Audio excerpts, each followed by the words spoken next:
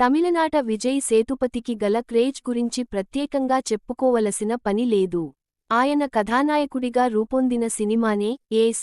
ఆర్ముగ కుమార్ దర్శకత్వం వహించిన ఈ సినిమా ఈ ఏడాది మే 23వ తేదీన థియేటర్లకు వచ్చింది.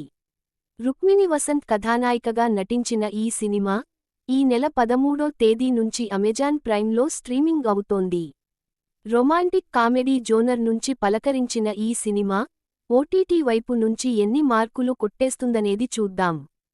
కథ: కథానాయకుడు Vijay Sethupathi Dubai central jail నుంచి రిలీజ్ అవుతాడు. అక్కడి నుంచి అతను మలేసియా చేరుకుంటాడు. మలేసియాలో చెత్త వ్యాపారం చేస్తూ జ్ఞానానందం, యోగిబాబు జీవనాన్ని కొనసాగిస్తూ ఉంటాడు. తన స్నేహితుడు పంపిస్తానన్న బోల్ట్ కాశీ అనే వ్యక్తి కోసం ఎయిర్పోర్టులో జ్ఞానానందం ఎదురుచూస్తూ ఉంటాడు. అక్కడ తారసపడిన కథానాయకుడిని చూసి అతనే బోల్ట్ కాశీ అనుకుంటాడు.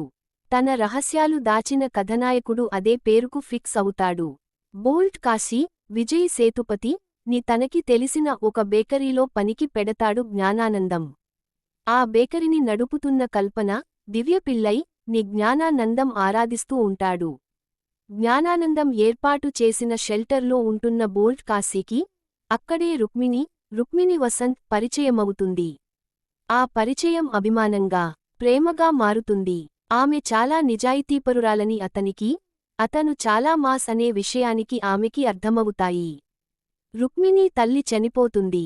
అప్పటి నుంచి స్టెప్ ఫాదర్ రాజదురై పృథ్వీ ఆమెను వేధిస్తుంటాడు. పెద్ద మొత్తంలో డబ్బు ఇస్తేనే ఇంట్లో నుంచి వెళతానని పీడిస్తూ ఉంటాడు.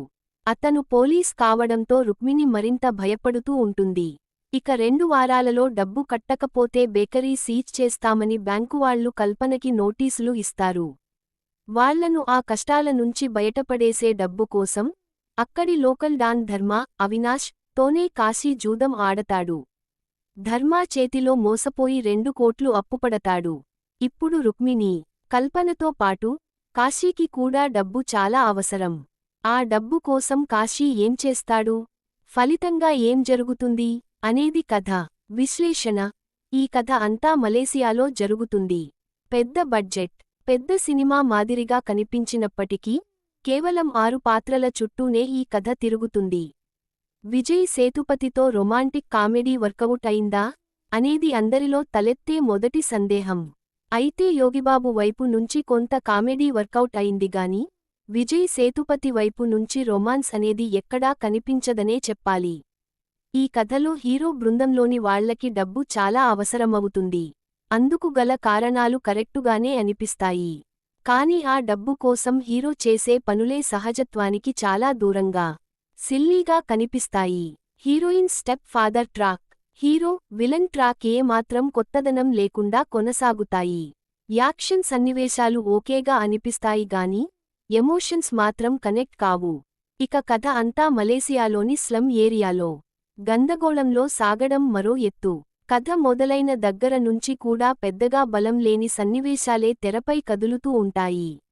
యోగిబాబు తన మార్క్తో ఆ సన్నివేశాల మధ్యలో దారిచేస్తూ మనలను ముందుకు తీసుకుని వెళుతూ ఉంటాడు. క్లైమాక్స్ చేరుకునేవరకు కథలో పెద్దగా కదలిక కనిపించదు.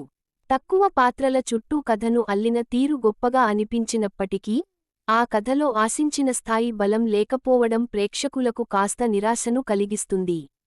పనితీరు: విజయ్ సేతుపతిలోని నటుడిని కొత్తగా చూపించే ప్రయత్నమేదీ జరగలేదు. అయినా ఎప్పటిలానే ఆయన నటన ఆకట్టుకుంటుంది. రుక్మిణి వసంత్ ఆకర్షణీయమైన రూపం ఈ సినిమాకి ప్రత్యేకమైన ఆకర్షణ అనే చెప్పాలి. మోడ్రన్ డ్రెస్లలో ఆమె గ్లామరస్గా మెరిసినప్పటికీ చీరకట్టులోనే ఆమెకు ఎక్కువ మార్కులు ఇవ్వగలమని అనిపిస్తుంది. యోగి బాబు స్టైల్, దివ్య పిల్లై లుక్ కూడా సినిమాకి కొంతవరకు హెల్ప్ అయ్యాయి. ఆర్ముగ కుమార్ కథ, స్క్రీన్ ప్లే ఓ మాదిరిగా అనిపిస్తాయి. సాంగ్స్ పరంగా మలేసియాలోని గొప్ప లొకేషన్స్ను ఉపయోగించుకునే ప్రయత్నం చేయలేదు. కరణ్ బి రావత్ ఫోటోగ్రఫీ, సామ్సియస్ నేపథ్య సంగీతం ఫవాలేదు. ఫెన్నీ ఎడిటింగ్ ఓ మాదిరిగా అనిపిస్తుంది. క్లైమాక్స్ సాగతీతను ట్రిమ్ చేస్తే బాగుండుననే భావన కలుగుతుంది. ముగింపు: మలేసియాలో చాలా తక్కువ పాత్రల చుట్టూ అల్లిన కథ ఇది. యాక్షన్, ఎమోషన్, కామెడీ, రొమాన్స్ దిశగా పూర్తిస్థాయి కసరత్తు జరగలేదు. అందువల్లనే బలం తగ్గిన సన్నివేశాలు తేలిపోతుంటాయి. కామెడీ పేరుతో అప్పటికప్పుడు తెరపై జరిగే ఒక హడావిడి తప్ప మరెలాంటి ఫీల్ను కలిగించలేకపోయిన కథ ఇది.